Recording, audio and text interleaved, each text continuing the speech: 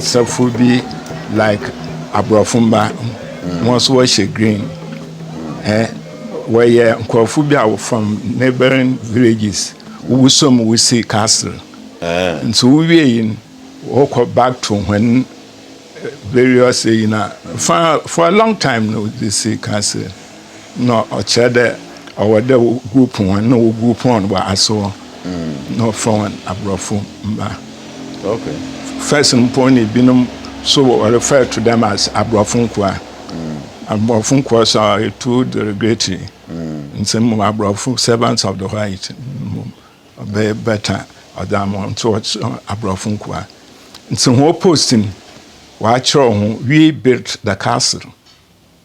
So was it like an employment? Like employment, they were laborers. They were laborers. Yeah, helping hands to build a castle. Yeah. Cape Coast Castle. So how was their wages? Were they paid fairly? It's kind of doing. It's kind of say I other the historical account been a mama. In Chanum Chama start with Shama. The first place in the country Brofon was settled foot on and not Elmina per se. Wait. It's popular, like it's public that Elmina is the first place they touch base. Or a mistake. It has been. It's a mistake. Yes, a mistake. It wasn't Elmina. It wasn't Elmina. But the whole nation is celebrating Elmina. Oh, what's that fishy? It isn't. It wasn't.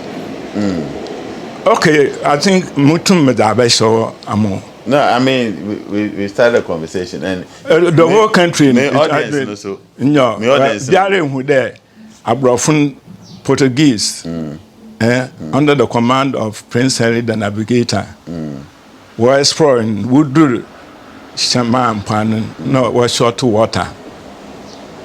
So, Daddy, my audience one time to find Tinti. Young con Brofus Street, no on board. Maybe now or diaspora. Okay. It was one the Portuguese. So the Portuguese sailors under the command of actually Prince and the Navigator wasn't around, but was at home, just like the work of a commander in chief. So giving orders. So when the crew actually arrived at Shama, they ran short of water. So where were they coming from? From Lisbon, Portugal. Okay. From Portugal. So the intention was not to come to Shama, but because they shot water? Yes, they were sailing eastwards. So it was when they ran short of water and they needed to fill their tanks that they rowed down to the beach and pleaded with the inhabitants, the natives, to help them with the supply of water. Indeed, they did help them, not knowing why they were communicating with some of them. Some of the natives had swam onto their ship and spied what was inside their ship because probably it was the first time seeing the white. Really? Yes, my good brother. I'm telling you the true and authentic history of this country. So the natives swam without them knowing? No. They had to dodge or take cover in spying what they brought. And they got to know that they brought this, what we call agri beads, pieces of cloth. And that was the reason why in our local parents we say yapisi, yapisi. It was pieces of cloth cut in yards. Pieces of yards. Okay, yapisi. Yeah. So it was when they bidding farewell to the white, that the white told them that no, it was actually the natives who told the white, the Portuguese, that they have some what we call gold dust. Wait, the natives told them? Yes. It wasn't the Europeans that came to No. discover. No. They didn't know we had I'm gold. coming. A very interesting story. Many of our stories are distorted. They didn't know we had gold. They knew because before even the Portuguese came, they called some places Mina Coast. Yes. Mina means a coastal area infested with gold. Yeah, so they knew. And that was actually the reason why they were sailing around.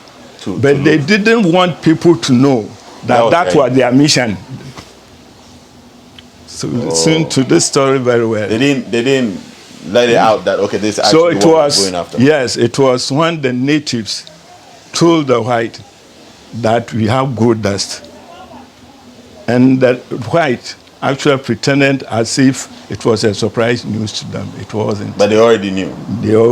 And that was why they were sailing around. So when the natives told them that they have the gold dust and they are prepared to exchange with them what was in their ship, cutlery sets, clothes, agri-beads, and soap and other items. So they actually had a secret communication with Prince Henry the Navigator. Yes, and the prince told them he was the commander. Okay. But was in Lisbon, and asked them to look around that area if they could find a suitable place for construction of a trading post. You know, the white were not here because they wanted slaves. They were here because of general trading. So they didn't come with slavery in mind. No. As for slavery, it was a secondary matter. They came to trade. They were going around in search of wealth. So that time when you talk about wealth, it's gold. And we had it in abundance. Why not? So what made the natives want to tell them we had gold? Because they couldn't, they have nothing seriously to do with gold, per se. Even some people brought some to them from the Ashanti area. Yeah. So when they told them that they have gold dust, they agreed, and then secretly informed Prince Henry the Navigator, who asked them to go around and find a suitable place to build a small post for the purchase of gold dust, because the natives told them that they receive even some of the gold dust from Elmina, Ashanti area, routes leading from Sama to Ashanti area. Yes. So when you think about it, the entire land in Ghana was filled with gold. Now, events have shown that gold is everywhere. So the people didn't make mistake at all in naming this place Gold Coast. Gold is everywhere in Ghana. Yes, the north, everywhere. Even in the north. Yes, even in the north. Still, there's a lot Ghana of is a very wealthy country. I don't want to go there because then we branch into politics because it doesn't make sense. It's history. It doesn't make sense if we are so endowed as a people with all these resources, and yet we still going for loans and borrowing and stuff like that. But that's trying to move away. But I wanted to ask this question: what was the mode of communication then? Because if I'm sure they didn't understand the natives, and the natives also didn't understand them. So yes, it is linked up with the total historical event. You know, the first time officially that a ship sailed from Portugal to Gold Coast at that time was 1471. That's the first time. Europeans have developed long time. Yes, Europeans have developed long time. When you say had developed, what do you mean? In what sense? A little bit about technology and so many other things, education. Before that time, there was no written recorded history in this country. 1471. There was no recorded history. No. Many of the historical events that we hear are some sort of information passed on from generation to generation. And before too long, some of them have lost in the way, like Afashe, I was talking about. Yeah, we'll come to that. Yeah. But so now, finding. I was trying to lead you to where barter trading started in this trade. Okay. Yeah. Yeah. So the Portuguese sailors were asked to go back home and to correct some of the the samples are here of the bent bricks brought in from Lisbon. After the crew have discovered a space near in where Elmina Castle stands now. So they all agreed that that is the place to build that post. So they were ordered back home by Prince Henry the Navigator, and they brought the buildings, bent bricks and other items. So it was in Elmina that when they reached there, they erected an altar, because every ship on navigation mission, there's a spiritual leader. Wait. You go into that area that I love. They erected an altar? Yes, an altar, because the crew, there was a Roman Catholic priest. The Catholic Church was the only church at that time. Yeah, so they elected an altar. Just like even in Shama, that was the first place they erected this wooden cross in Shama. Yes. So it was in Elmina that they erected an altar. And they saw people, the Armenians saw people in white cassocks, and they heard people calling them Father, Father, and that is why even still people call the Catholic priest. So the first thing they did is to erect an altar? Yes, where the castle is Fort St. George.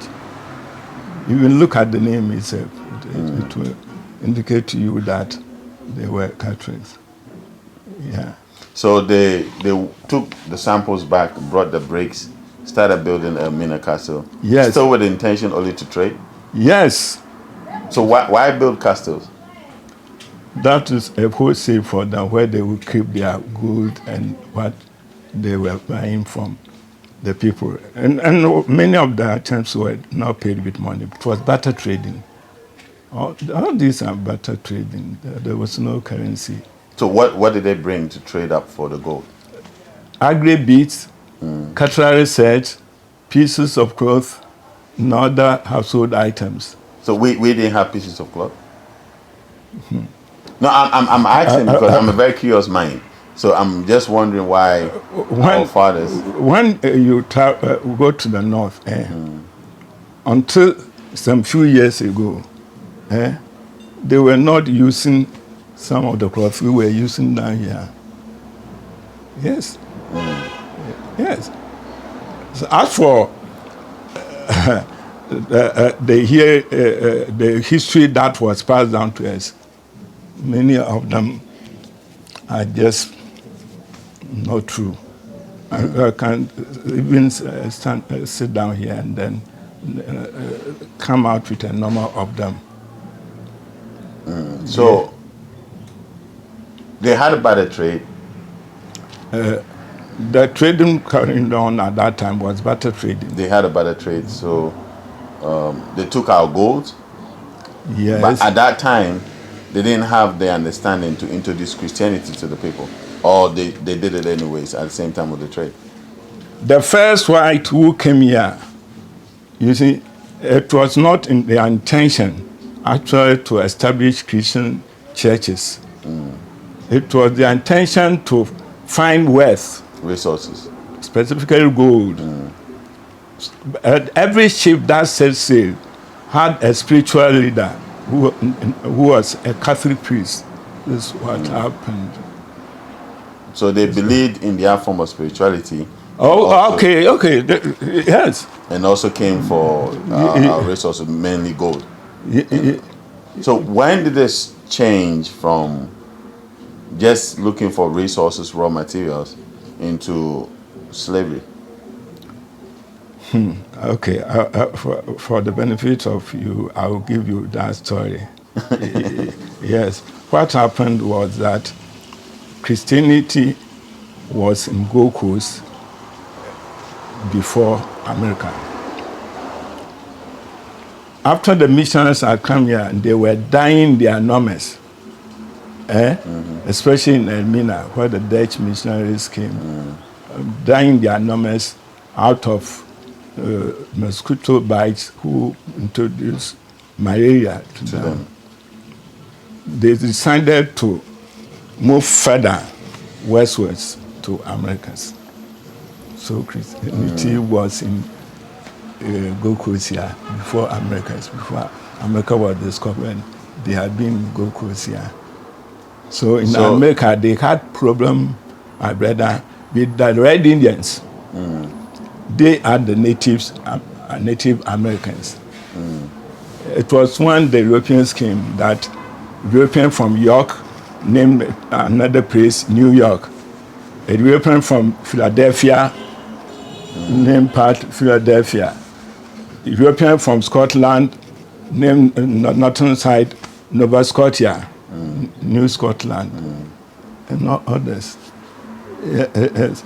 So after having the white settlers, after they had problems with the Native American, the Red Indians, another strong group, you see, they quickly decided that sometimes they must see to it that they don't use the natives very well.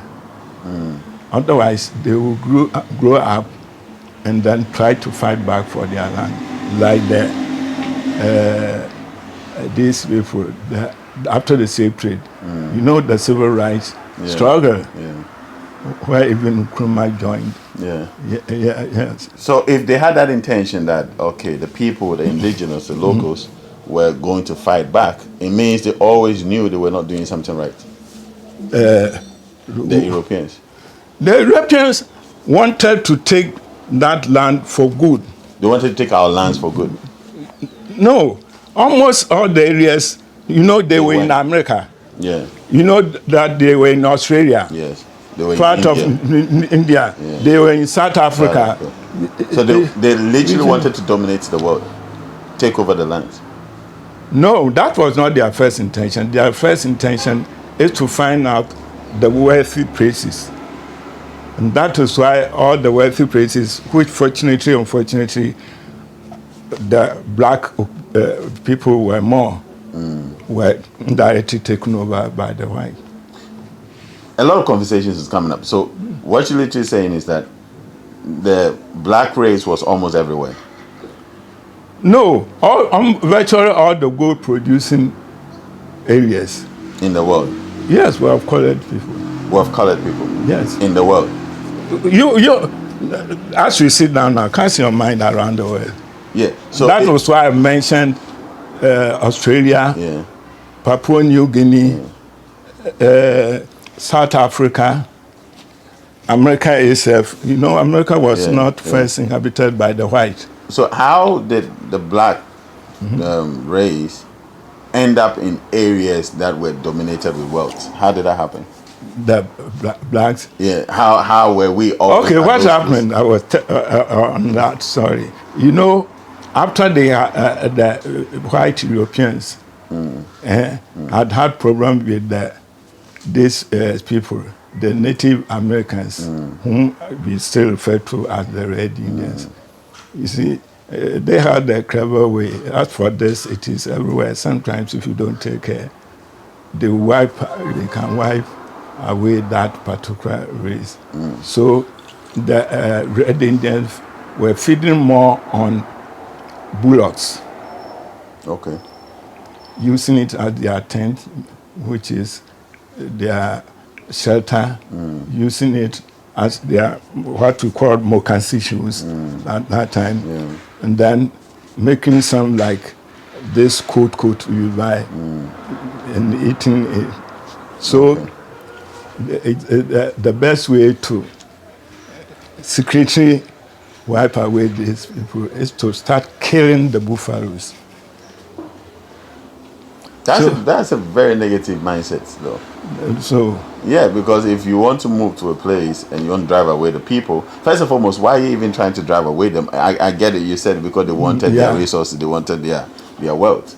So you actually kill innocent animals just because you have a set target to drive away a certain people from the place. they didn't want the Red Indians Yeah, so that's why to they grow killed. up, and because they felt after some time, when they get more awakened, they will try to fight back But the land didn't belong to them in the first place, to. to the Americans, to the Europeans.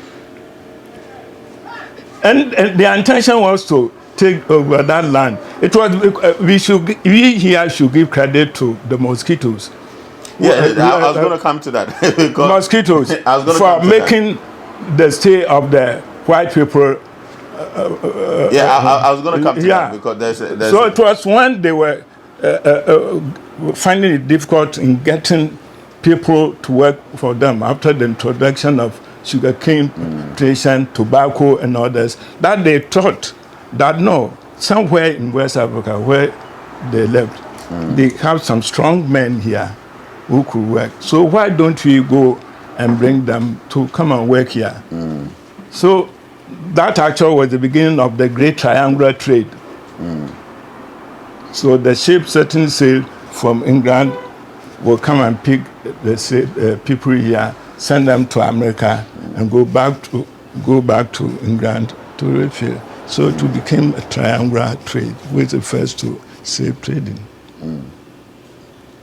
I mean, I'm with the scenario of the mosquitoes. This is where I have a problem with our people, in the sense that the mosquitoes drove them away, right? And they couldn't Making stay. them, they died in their numbers. Killing them. Yeah, But mosquitoes were not having effect on us. unless Yeah.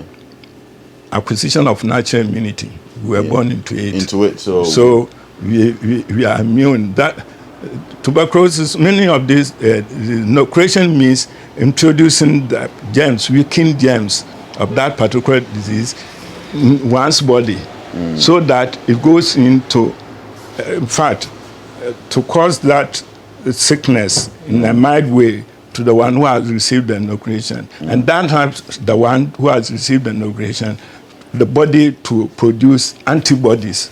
To fight. So even naturally, we had a very strong immune system that could stand a whole lot of stuff that they were not used to. So this is my problem. If they created medications for malaria because they can't stand it. Yeah. So my problem comes in when we are always in a hurry to buy malaria drugs, malaria tablets from them, if the main reason was to heal them from malaria that we are somehow surviving. Because they have already developed their own corners. They became fast thinkers than we are. They became fast thinkers than we are. Yes. Because I don't understand. Like for me, I find it very difficult and hard to believe that they are fast thinkers than me. To me personally, it's impossible. Like, I don't. If it is 1 against 2. Even if it's 10 against 1, it's impossible. So for them to in be your fast case, thinkers. it can be likened to power of positive thinking. Yeah, so exactly. So my point is, and history and tells us, and these are records that development, technology, architecture, agriculture, all these innovativeness came from Africa, came from the shores. When you go all the way from the Library of Alexandria all the way to the libraries in Benin and the libraries that Mansa Musa set up and all of that. Yeah. So our history tells us that we were the first knowledgeable people on the face of the earth. The history tells us the history that about Timbuktu, the history about Ghana, Guinea, Mali. These were all black-dominated places. So my point is that, okay, we come back to it. So let's come back. So where did Afesha come from? Afesha is very controversial because from my infancy up to now, why it came and who brought it here.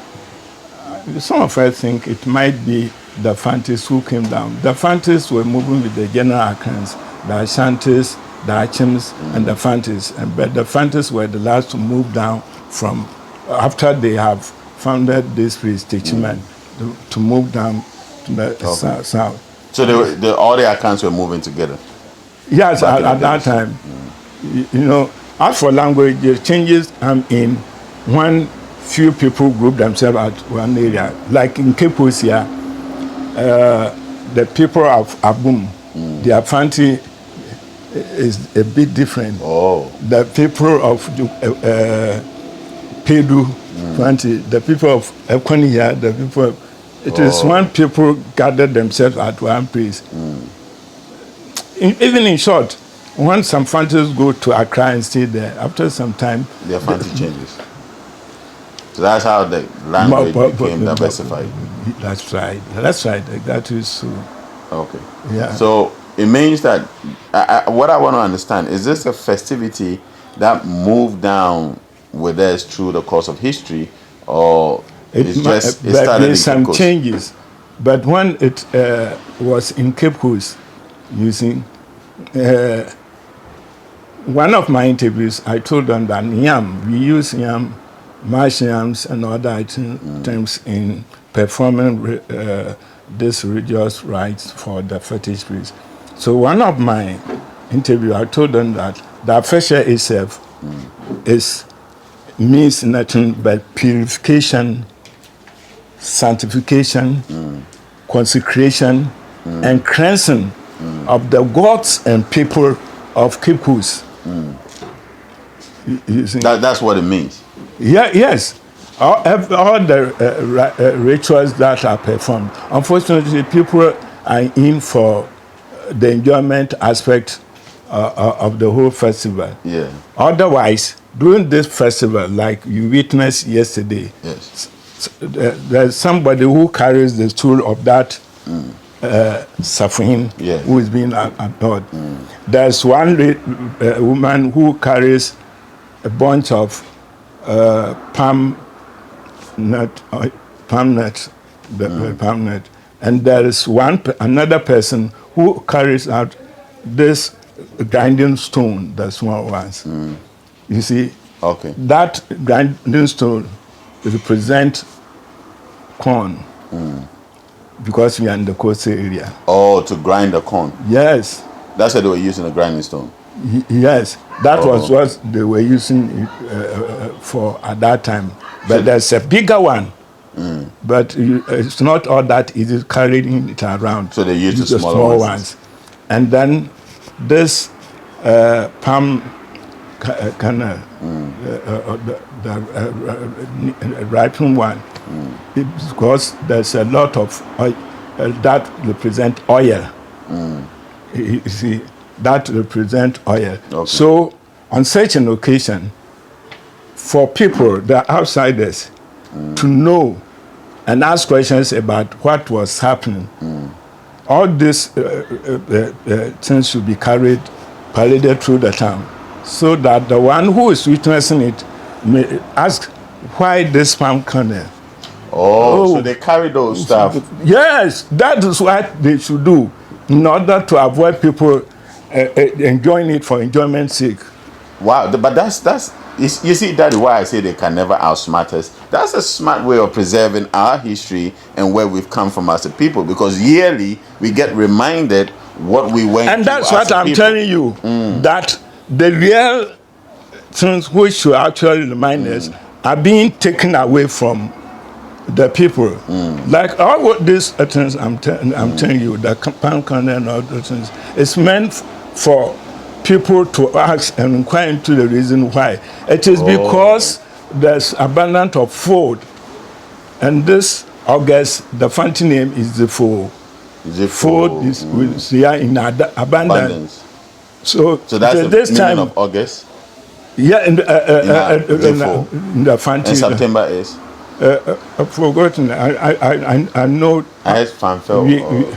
Yes, they have their names. But for the fancies, those in the coast area, just like the guns, you see, in performing rituals for the gods, Yes. they use palm kernel and this corn, palm oil, and making what we call mpotroba, but the guys call potpourri also.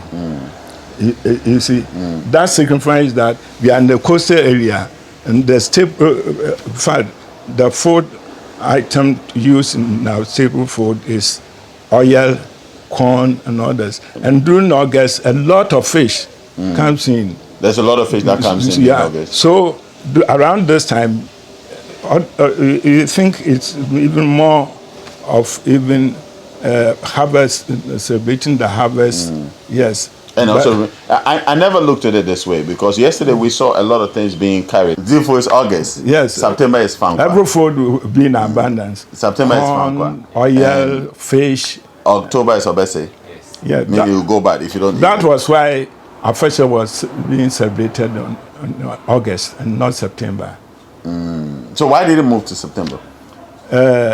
After it was 1964 that the traditional people and the politicians during Nkrumah's time decided that instead of August, why don't they fix the date, first Saturday in September? So it was more political, not spiritual. Maybe for convenience sake. Too. But you were once a Safohene. Yes. Tell me about that. I was installed Safohene in 1952, and I've dwelt the same year, 1952, 70 years ago. Wait, say it again. I was installed as Safohene in 52. Okay. And I've dwelt the same year. The same year. The photographers, yeah. Oh, okay. So that's it. Yeah. You are adored in the same year. Yes. Safohene. Yes. At that time, no Safohene had been adored. So you were the first Safohene? A lot of people were adored. But I think I'm the only one who's still living. Still alive. Oh. So what's the meaning of a Safohene? Safohene, you can liken it to the army. The Omahin is the commander-in-chief of the whole establishment. Okay. So the Omahin is in charge. Yeah, and Safohene, even up to now, we refer to Safohene in the English and we describe them as captains. The captains. Of the whole band. Like the whole community, the whole people. No. What happens is that one Asafu company may have a number of them. And each is assigned a specific duty. Also, there are different Asafu companies. Yes. Yesterday I learned one, Benstir. Benstir. Benstir is actually my name. That's how my dad I'm called Koble Benstir. I'm also Kojo Benstir. Ah! Oh, it's wonderful. Yes, my father's father was from Anmabo. We call Kabenti. My dad was also from that area. That makes My dad's also from that area. Like it goes, there's a village on the left side. You go in. They mentioned the village. Sanfu. Yes. My dad. I don't know if you know him. Odum. Maybe. So Odum Pedro Modek. So do Modek. I've heard of the name because we have some property at Pedro. But Benstir is our name. But Benstir. Most of the Addisons are. I'm Kwabla Benstir. Yeah, so my dad gave the name to me because it was one of my grandfathers. And I knew it was always spelled not the way I spell it, because we tried to change everything, and I spell it Bento. Bento. We are discouraging people who are using Bento. I was going to tell you that many people use called Benstir now use Bento. Yeah, so even my own uncle some years back was using. Even my grandfather himself was Joseph Benstir Addison, but they made it Joseph Bento Addison. So around this area, Marco and others, there are a lot of Bentors, but so they are all Benstir. Yeah, so yesterday when I saw the spelling, I knew they told me, like one of my big sisters told me. Do you know why that happened? No. TS was not easily pronounced by the white. So infanticim even was pronounced infantispim. So they changed it. Yeah, like for easy pronunciation. Instead of fancy, we say fanti. The white. Instead of Ashanti, the white have been able to make it Asante. Ashanti. So it's Asante. Asante. Because of the TS. TS, for instance, TSE. In Fanti, you pronounce it si. In Ebe, it's che. In Ga, it is che. You see the point? Yeah. So I growing up, I always was fascinated about the meaning of my name. I somehow phantomed that it was a very powerful name, but I didn't have anybody to tell me the meaning of the name. So this was my own deduction. I was combining Ben, which is a son, and still deriving from still. So somebody who is solid, established, who is well endowed. But yesterday I got a new meaning for Benstir, which I don't know if you can help me. The meaning of Benstir. Benstir, when we started, Benstir, you know what we call ban. Yeah, it happens a lot of time in this celebration. A ban, in the real Fanti interpretation, means a shrine. Oh. A ban means.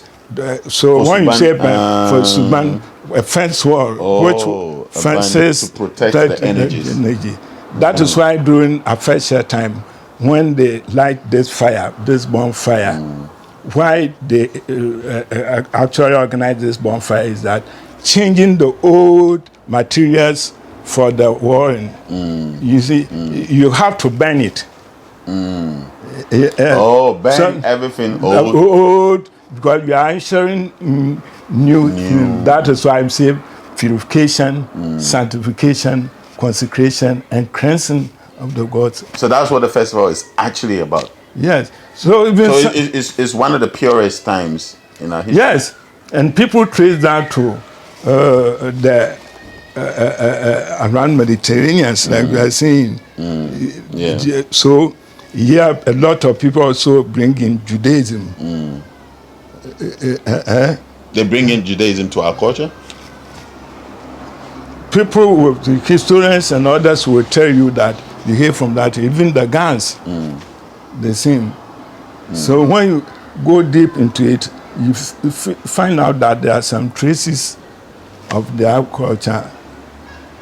You know, Judaism brought in Islamic religion, and then Christian religion too. It brought in Christian and Islamic. Yes. That is why Abraham is referred to by the... And our culture brought in Judaism. Because they copied from us. So most of the things because Judaism is young, it's not that old. And most of the things they have, our fathers practiced it way before Judaism.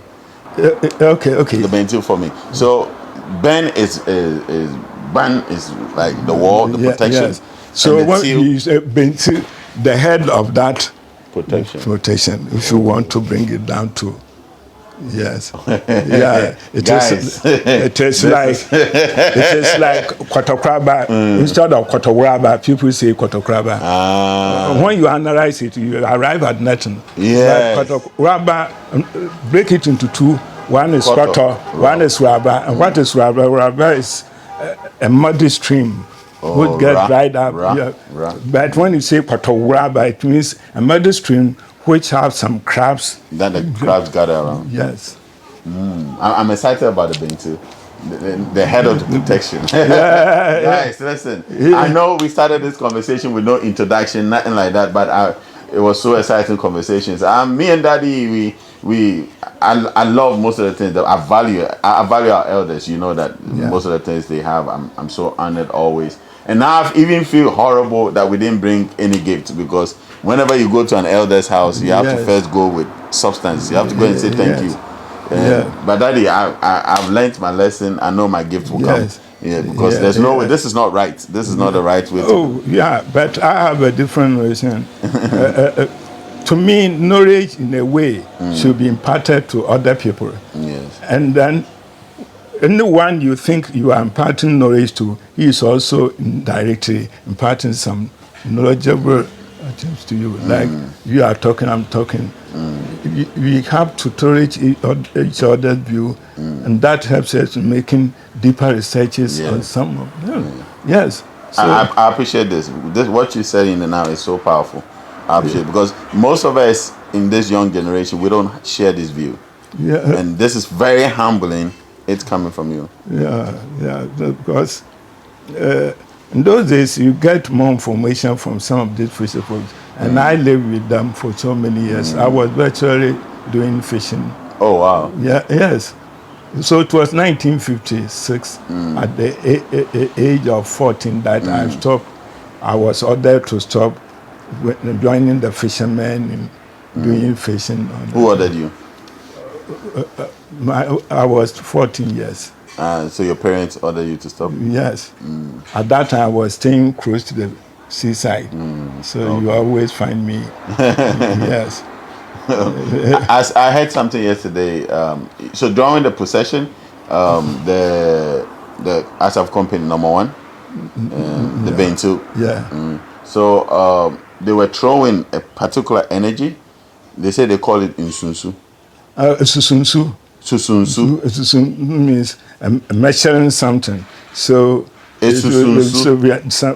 some chains, onion chains would be there, and then in those days a certain woman was doing it. Yeah. Yes. So I think the daughter did it yesterday. Yeah. So it's called Esusunsu. Yeah, measuring the depth of the water.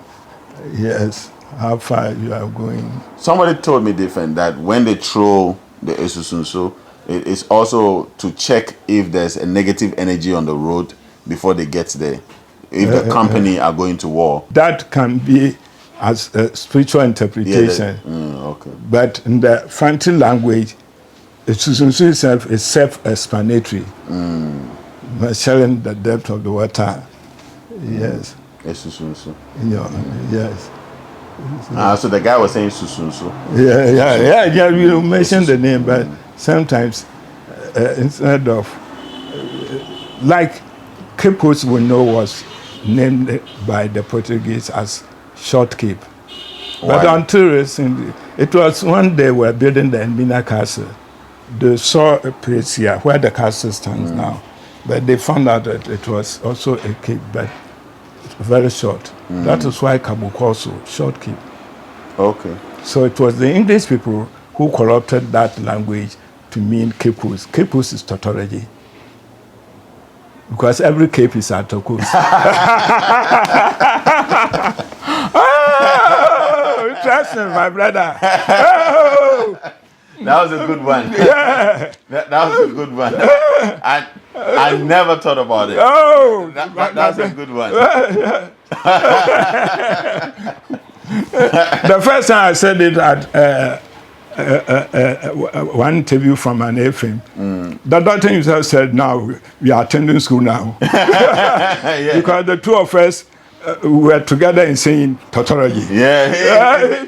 When I came out with the definition of cape, you see, cape is a piece of land protruding into the sea. Wow. And of course, obviously, we know what it is. We have used it for years. Yes, that is why. This is what I personally do in history. You put one together, two together, you know.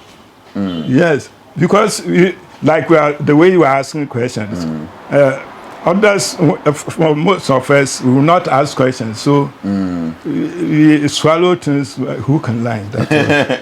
I love to ask questions. So yesterday they said it's confirming your story about the Asafu group battling each other, because I heard the #1 now wasn't #1. No, maybe some other things happened, but actually, in fact, Nkum should have been #1 because we are the originators of this land. From traveling from Efutu. Okay. Yes. So the Nkums led the entire band. They were the first to arrive in Cape Coast. The ones who were living in the coastal areas before the Fantis came to Efutu. Oh, okay. And they were trading in crabs. So later on, they decided to attack the guns. And So the Fantis actually attacked the met ones. the guns here. Oh wow! Yes, the guns are predominant in this country. From Gunja, Mahama is a Guan, to Kwapim, part of water. So somebody told me that the Fantis actually came from the north because the Guans. Like I've told you, we were coming. That is, we were the last to move. That is why they founded Techiman. So they passed this way from Techiman down here to this side. So technically, all of us in Ghana are one people. One people were divided. But it's amazing because we were virtually living as nomads. Yeah. When you squander your resources here, you move to another place. Possibly you fight those people you meet on the way, and then you also. So what? Even sometimes many of us thinking very deep, you get to know that what the white came and did to us, we were doing it to ourselves because we were moving as living as nomads. When you squander your food, everything, you move to the next place, you fight them, and you take over their resources. Human being by nature is an exploiter.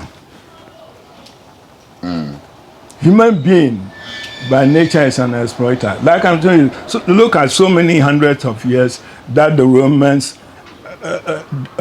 actually ruled the English people. Thinking about this, this conversation is making me reflect. Yeah. And thinking about it, I feel on the verge of coming into ourselves as a people and coming out of the shackles that we've been put upon. It's best we deal with ourselves. Yeah. It's best we sit back and actually look into ourselves because it's really sad that we will sell ourselves into captivity and all of that. So, true. That is why some of us believe that man should know himself. Man know thyself. Yeah. Exactly. Yeah. So I feel instead of blaming anybody for anything. You see, when I started building this place, I consider so many things. Even out of your suffering, you can develop. That the white people were here, they brought no stones. They were able to build castles which have stood the test of time for 500 years, 600 years. And, why should I buy stones in building up this edifice? So I started gathering stones. So everything that I use, I gather stones around. You didn't buy stones? No. Just by saying, that man is there. Because I don't want to be a dysfunctional literate. Yes. When I'm a teacher, a Greek science teacher in a secondary school, and I don't have even a fowl coop. You don't have a garden. Daddy, you don't want to start this conversation because then a lot of people, a lot of the lectures, a lot of the professors will be found wanting in the sense that most of them that is why we are not developing. That is why they come here and lecture. Because most of them are teaching something and their lives is they are dysfunctional literate. Yes. Dysfunctional literate. You are literate, but you can't work with what you learned. So, dysfunctional. Wow. I'll be honest. When we started the conversation, I was a bit like, okay, where is Daddy coming from? But coming to this place, I mean, we would not also take the responsibility from the Europeans for what they did, but at the same time, we should own responsibility as well as a people. I'm glad we are saying this because you are not the first time telling me. A lot of people, maybe out of misinformation, were thinking that way. But when you're able to compare and contrast, you will know that employ somebody to work for you here. Sometimes you have to wake up midnight to go to the party's house and then plead with him to come and work. Yeah. So we're killing ourselves. Yes. We're destroying ourselves. But I have learned people who go outside the way they work. They work. My own children are there. At least I have number of, all these people. This was a picture taken 2 years ago, Christmas time.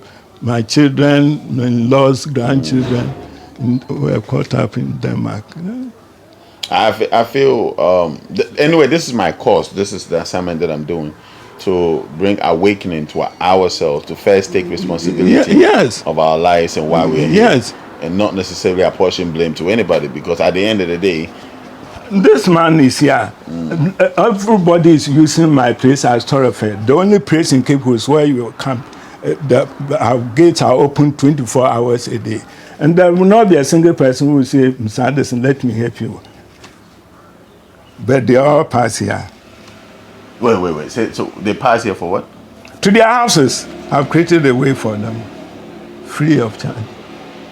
But this is actually your compound. My compound, 24 hours a day. And you open up your compound for people to pass? That the man is here. Daytime, every time, yeah. And that is why I'm able to, because I worked in Accra, 1967, first Ghana Trade Fair. I was taken out of the classroom at School of Hygiene to help Accra City Council clean the area for the impending trade fair.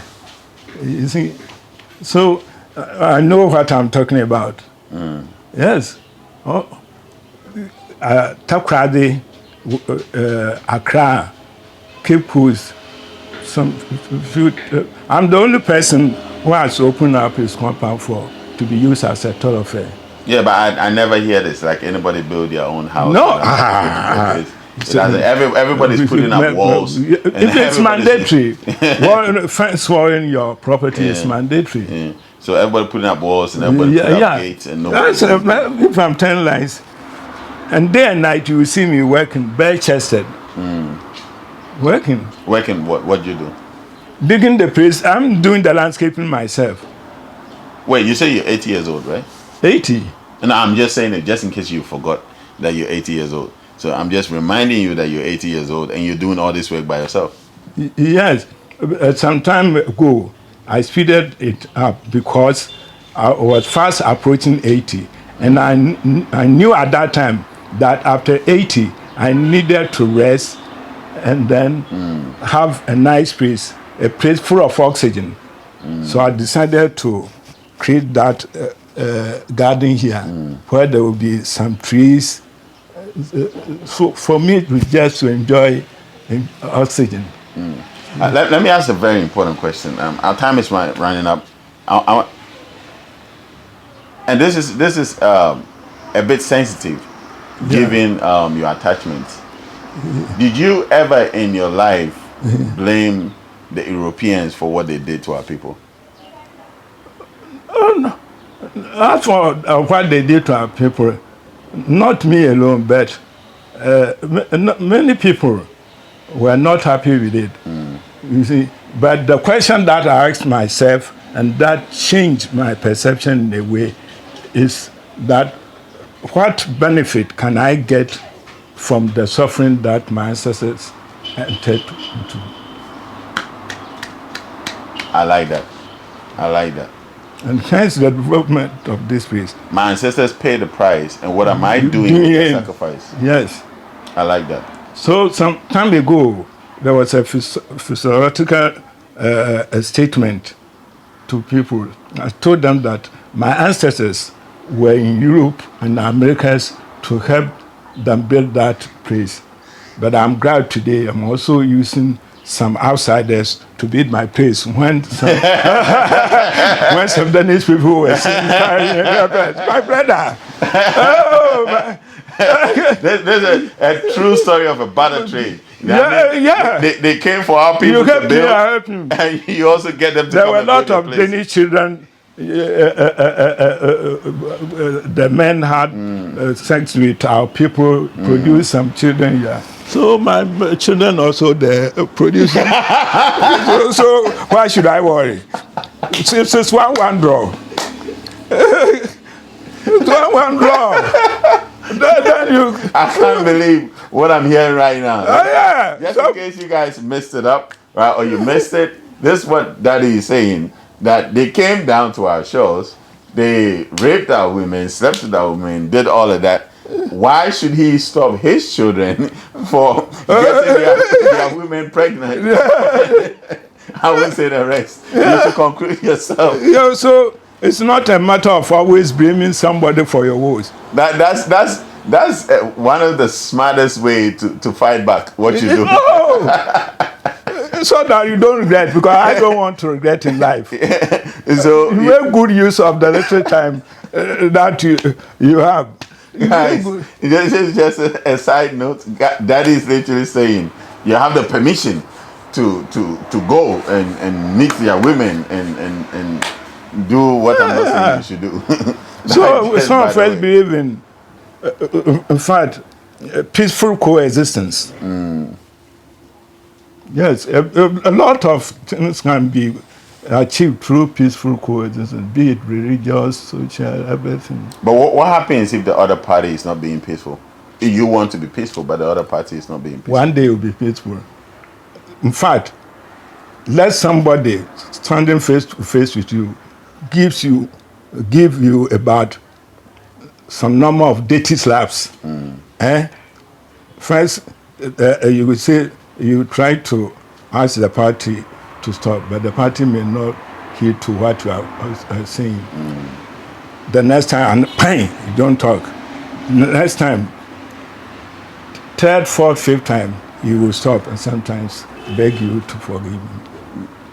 So I should just watch the person slap me? Yes, it pays. Some of us have tried that. Without reacting? Yes. We should control ourselves? Yes. Enjoy. That's the best way to end trouble. But, so I have to suffer if I want to see peace?